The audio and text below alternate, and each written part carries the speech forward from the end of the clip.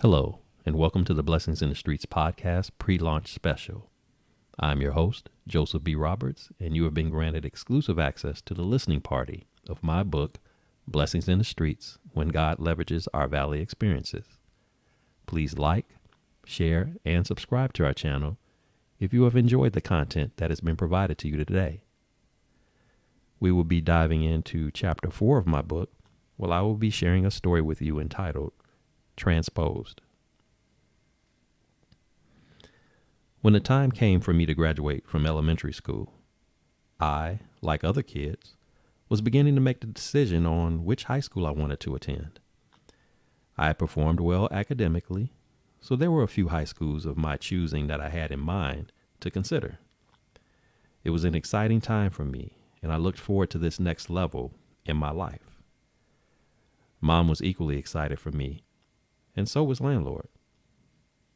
Landlord, of course, was my mom's friend, was the nickname we called him.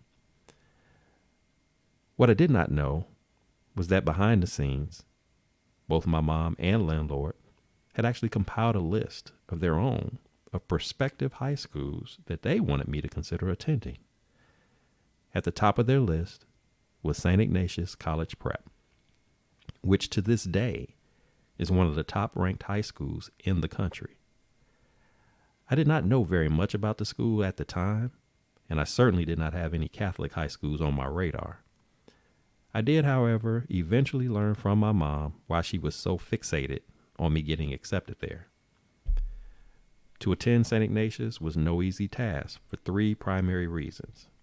First, the number of available slots allotted for freshman admission was extremely limited. Second, the competition for those seats consisted of the brightest of minds throughout the city. And third, the tuition resembled that of an in-state university, which was not in line with my mother's financial situation back then. Nevertheless, I was voluntold by my mom that I would be taking the entrance exam. Now, when applying for admission into a Chicago Catholic high school during those days, you had to select a preferred choice up front. The reason for this is because all Catholic high schools would hold their entrance exams on the same day at the same time. So you were basically putting all your eggs into one basket, so to speak, and hoping for the best. I became less confident about my chances the more I learned about the school. My hope was that I would still be able to attend one of my original schools of choice, just in case this situation did not work out in my favor. The day of the exam, I was extremely nervous, but when it was all over, I thought I had at least performed well enough to show I was deserving to be in the running for a seat in that upcoming freshman class. About a week later, my test results came in the mail, and it showed that I had scored in the 48th percentile of those who had taken the exam. That test score was nowhere near where I needed it to be to receive an offer of admission, and it was obvious that my mom was greatly disappointed. I really felt as if I had let her down, even though her disappointment was not specifically directed at me. Mom just wanted the best education possible for me, as had been her position with my schooling all along. I think what shocked her more than me just not getting accepted, however, was the fact that the score itself was so low. She just could not come to grips that this was accurate and would not rest until an answer could be provided to explain how and why this happened. As far as I was concerned, I wanted to just let it go and move on, but my mom needed to satisfy her curiosity. The next day, she decided to call the school and question my test results. I'm not exactly sure who she spoke with or what she said, but the conversation itself served as an endorsement to her initial suspicions. See, it appears that some students' test score information that got mailed out was actually incorrect. As a result, she was advised to look out for a follow-up correspondence to be sent from the school, intended for those receiving inaccurate scoring information. Not only was I one of the students impacted, but the error actually worked out to my benefit. Because you see, the 48th percentile score that was initially sent to me was actually inadvertently transposed. What that ultimately meant for me was that the 48th percentile score I thought I had was supposed to be an 84th percentile score instead, which was high enough to be extending an offer of admission into the school. Mom was ecstatic about the good news that had come my way, and I must admit, I was as well. I was one of the select few in the freshman class at St. Ignatius that year, but unfortunately, my time there would end as quickly as it had begun. The first day of high school had finally arrived, and I was excited to get things started. Mom drove me to school that day, which was convenient for her because she literally worked less than 10 minutes away. It also meant that I did not have to catch public transportation to school, at least not initially. As I patiently sat in my new homeroom, taking in the new surroundings, my mom unexpectedly decided to stop by. In her hands were various school paraphernalia that she had literally just purchased between the time she dropped me off at the front door and the first bell. Now, one might think I had showed up on my first day of high school without all the necessary supplies, but that could not be further from the truth. It was simply Mom's uncontrollable joy of the day that prompted her to do a little bit of shopping on my behalf in the name of school spirit. Upon first sight of my mom standing in the doorway, all I wanted to do was sink slowly into my chair and pretend I did not see her. I knew, of course, that wouldn't work. However, so I made my way quickly to the door so I could retrieve the gifts and hurry Mom along. In the background, I could hear laughter from many of the students because they all knew it was my mommy that had just stopped through. Although I was thankful for this kind gesture, I was even more embarrassed about what just occurred. I was a high school student now, practically grown in my opinion, so presents from my mom at school was not exactly my idea of a great start at making it into the cool kids club. My first year at St. Ignatius was everything I expected and then some.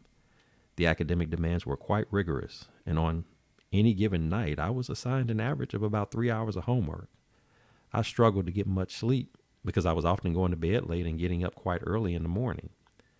You see, once we moved outside of the Chicago city limits, the access to public transportation became somewhat limited. I would wake up each morning at 4:30 a.m. and found myself just over an hour later waiting to catch the first of 3 buses I would have to ride to school, in addition to a train at some point along the way. Total commute time was about 2 hours, with one missed bus or train connection making the difference between my being on time or being late for school. My travel heading home was even a slight bit longer. By the time I would get to my 7th period religion class each day, I was beyond exhausted and non-coherent. My religion teacher even suggested to Mom at the first parent-teacher conference night of the year that it appeared I was on drugs. Mom, of course, had to chuckle on that one and advised my teacher that it was really me just simply lacking proper sleep. Mom eventually came up with the idea to drive me to school each day so I could get a little extra sleep. In theory, this sounded like a great plan, especially since she worked so close to my school. However, anyone familiar with my mom knows that her most problematic and, quite frankly, annoying characteristic was to be anywhere on time. That is one trait she and I did not have in common. My reliance being placed solely on public transportation was burdensome, but at least I knew I would arrive to school on time each day. To give up with that control to my mom, however, was like playing the lottery. But for the sake of more rest, it was a risk I had to take. At first, the new strategy worked to perfection. I found myself a little more rested and therefore able to concentrate more in class. But that streak did not last long, however, and before I knew it, I started to run late for school. The travel situation was just like riding a bus in the sense that if we did not leave home at just the right time, a timely arrival to school would be in jeopardy. The rule back then was that if you were late a total of 3 times, the punishment was detention.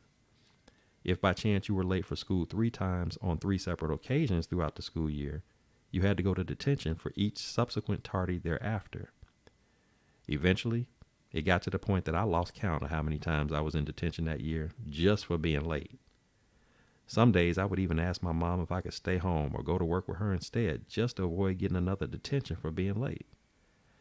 I irritated my first period English teacher so much with coming to his class late that I was certain by year's end he absolutely hated my guts. As the school year rolled along, my grades were starting to suffer in multiple subjects. Yes, I was getting a little more sleep each night with my mom driving me to school, but it was still not enough for me to sustain an entire school day. The other problem, not initially made known to me, was that my mom was struggling to pay the tuition. I know she wanted me to have the best education possible, but the financial expense of it all just did not align with her paycheck back then. I finished the school year, despite all the challenges that came with it, but unfortunately with failing grades in English and math. That was the first time I had ever failed any class, and it was also my first time having to enroll in summer school. Mom, on the other hand, finished the school year with an outstanding tuition bill that had to be paid in full before I would be allowed to register for my sophomore year. There was no way she could come up with that money, which meant I now had to transfer to another school. We began our search with exploring other Catholic high schools throughout the city, and they were all sympathetic to my situation, but each one would say that the only way I could attend their school would be as an incoming freshman.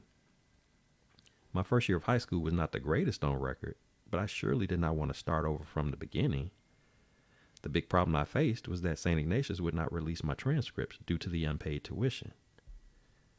As a last resort, we decided to check out Thornton Township High School. This was the school that serviced students who lived in Riverdale. No, it was not a Catholic school, and it did not have the academic reputation of St. Ignatius, but we were running out of options. After having to explain the situation yet again, Thornton graciously accepted me as a student and allowed me to do so as a sophomore. St. Ignatius had already mailed out my upcoming schedule for the new school year, so I in turn requested to be enrolled in all honors classes at Thornton so that it would mirror the classes I would have normally been taking had I remained at St. Ignatius. I followed that curriculum track for the duration of my time in high school, which ended in graduation from Thornton. How things turned out was a relief to both me and my mom. I was still able to obtain a quality education, but she no longer had the stress of paying tuition. The only credits I had upon entry into Thornton were the 2 I earned in summer school for English and math. I got an A in both of those subjects and only had to attend summer school once more prior to graduation so I could complete all my course requirements in a timely fashion. In essence, I basically finished high school in a 4-year time span based off of 3 years of classroom work. I also graduated near the top of my class, which positioned me for numerous options to consider in my pursuit of a college education.